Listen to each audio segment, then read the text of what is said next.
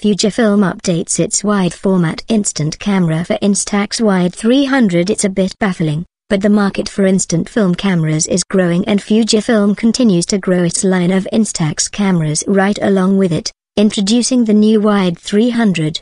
A redesign of its current Instax Wide 210, the cameras, as their name implies, use wide format instant film measuring 3.4 by 4.3 inches, 86 by 108 millimeters. However, the actual picture size is about 2.4 by 3.9 inches, 62 by 99 millimeters.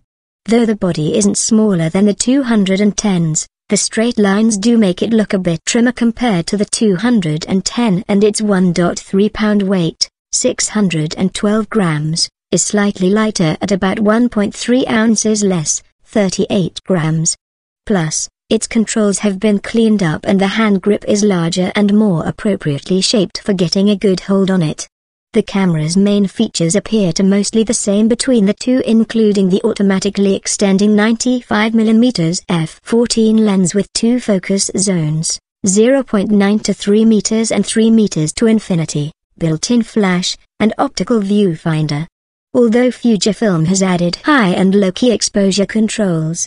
You can look for the new Instax Wide 300 in spring 2015 for about $130, £60, Oz $130.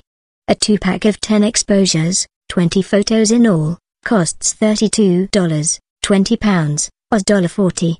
Along with the Wide 300, Fujifilm introduced new colors for its two Instax Mini models, the 8 and the 90.